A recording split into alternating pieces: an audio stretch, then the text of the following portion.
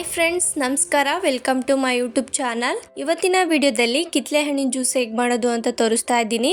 ತುಂಬ ಈಸಿಯಾಗಿ ಮನೆಯಲ್ಲೇ ಹೇಗೆ ಮಾಡೋದು ಅಂತ ಈ ವಿಡಿಯೋದಲ್ಲಿ ನಿಮ್ಮ ಜೊತೆ ಶೇರ್ ಮಾಡ್ಕೊತಾ ಇದ್ದೀನಿ. ಕಿತ್ತಳೆ ಹಣ್ಣು ತಿನ್ನೋದ್ರಿಂದ ಬಾಡಿಗೆ ತುಂಬ ಬೆನಿಫಿಟ್ಸ್ ಇದೆ. ನಿಮಗೆ ಹಾಗೆ ತಿನ್ನೋದಕ್ಕೆ ಇಷ್ಟ ಇಲ್ಲ ಅಂದರೆ ಈ ಥರ ಜ್ಯೂಸ್ ಮಾಡ್ಕೊಂಡು ಕುಡೀರಿ, ತುಂಬ ಇಷ್ಟಪಟ್ಟು ಕುಡಿತೀರಾ. ನಾನಿವಾಗ ಮೀಡಿಯಮ್ ಸೈಜ್ ಆಗೋಷ್ಟು 5 ಕಿತ್ತಳೆ ಹಣ್ಣು ತೊಗೊಂಡಿದ್ದೀನಿ.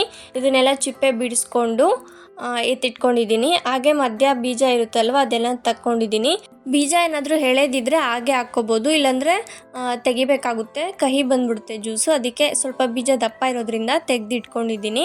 ಇವಾಗ ಒಂದು ಮಿಕ್ಸಿ ಜಾರ್ ತೊಗೊಂಡು ಬೀಜ ಎಲ್ಲ ತೆಗೆದು ಇಟ್ಕೊಂಡಿರೋ ಅಂಥ ಕಿತ್ತಳೆ ಹಣ್ಣು ಹಾಕ್ಕೊತಾ ಇದ್ದೀನಿ.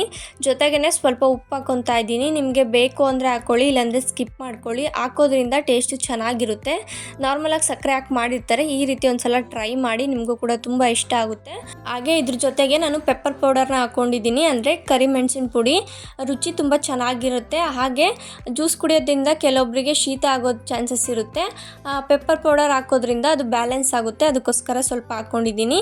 ಹಾಗೆಯೇ 2 ಸ್ಪೂನ್ ಆಗೋಷ್ಟು ಸಕ್ಕರೆನ ಹಾಕ್ಕೊಂಡು ಸ್ವಲ್ಪ ನೀರು ಹಾಕ್ಕೊತಾ ಇದ್ದೀನಿ. ನಿಮಗೆ ಸಕ್ಕರೆ ಕಮ್ಮಿ ಬೇಕಂದರೆ ಕಮ್ಮಿ ಹಾಕ್ಕೊಳ್ಳಿ, ಜಾಸ್ತಿ ಬೇಕಂದರೆ ಜಾಸ್ತಿ ಹಾಕ್ಕೊಳ್ಳಿ. ಸ್ವಲ್ಪ ನೀರು ಹಾಕೋದ್ರಿಂದ ಜ್ಯೂಸು ಕರೆಕ್ಟಾಗಿರುತ್ತೆ.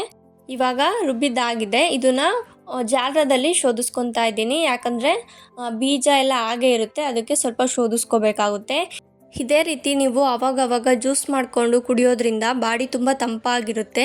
ಹಾಗೆ ಆರೆಂಜ್ ತಿನ್ನೋದ್ರಿಂದ ಬಾಡಿಗೆ ತುಂಬ ಬೆನಿಫಿಟ್ಸ್ ಇದೆ. ಅದರಲ್ಲೂ ಬೋನ್ಸಿಗೂ ಮತ್ತು ಹಾರ್ಟ್ಗೂ ತುಂಬ ಹೆಲ್ಪ್ ಮಾಡುತ್ತೆ.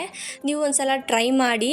ಅದರಲ್ಲೂ ನಾನು ಸ್ವಲ್ಪ ಉಪ್ಪು ಮತ್ತು ಪೆಪ್ಪರ್ ಪೌಡರು ಹಾಗೆ ಸಕ್ಕರೆ ಹಾಕಿರೋದ್ರಿಂದ ಸ್ವಲ್ಪ ಸ್ವೀಟಾಗಿ ಮತ್ತು ಸ್ವಲ್ಪ ಖಾರವಾಗಿ, ಸ್ವಲ್ಪ ಉಪ್ಪಾಗಿ ತುಂಬ ಚೆನ್ನಾಗಿರುತ್ತೆ. ನೀವು ಒಂದು ಸಲ ಈ ರೀತಿ ಟ್ರೈ ಮಾಡಿ, ನಿಮಗೂ ಕೂಡ ತುಂಬ ಇಷ್ಟ ಆಗುತ್ತೆ. ನೋಡಿ, ಇವಾಗ ಸ್ಪೂನಲ್ಲೆಲ್ಲ ಚೆನ್ನಾಗಿ ಸ್ಮ್ಯಾಶ್ ಮಾಡಿಕೊಂಡು ಜ್ಯೂಸ್ನ ಎಕ್ಸ್ಟ್ರಾಕ್ಟ್ ಮಾಡಿದ್ದಾಗಿದೆ. ಫೈನಲ್ ಆಗಿ ಆರೆಂಜ್ ಜ್ಯೂಸ್ ರೆಡಿ ಆಗಿದೆ. ನಾನಿಲ್ಲಿ ಒಂದು ಗ್ಲಾಸಿಗೆ ಸರ್ವ್ ಮಾಡ್ಕೊತಾ ಇದ್ದೀನಿ. ನಿಮಗೆ ಬೇಕಂದರೆ ಜ್ಯೂಸ್ ಮಾಡ್ಕೊಂಡಾದ್ಮೇಲೆ ಒಂದು 10 ಮಿನಿಟ್ಸ್ ಫ್ರಿಜ್ಜಲ್ಲಿ ಇಟ್ಕೊಂಡು ಆಮೇಲೆ ಕುಡೀರಿ, ಇನ್ನೂ ಕೋಲ್ಡಾಗಿ ತುಂಬ ಚೆನ್ನಾಗಿರುತ್ತೆ. ಇದೇ ಥರ ವೀಡಿಯೋಸ್ಗೋಸ್ಕರ ನನ್ನ ಚಾನಲ್ನ ಸಬ್ಸ್ಕ್ರೈಬ್ ಮಾಡ್ಕೊಳ್ಳಿ. ನೀವೇನಾದರೂ ಟ್ರೈ ಮಾಡಿದರೆ ಹೇಗಿತ್ತು ಅಂತ ಕಮೆಂಟ್ ಮಾಡಿ. ಈ ವಿಡಿಯೋ ನಿಮಗೆ ಇಷ್ಟ ಆಗಿದ್ದಲ್ಲಿ ಪ್ಲೀಸ್ ಲೈಕ್ ಮಾಡಿ ಮತ್ತು ಶೇರ್ ಮಾಡಿ. Thank you for watching the video.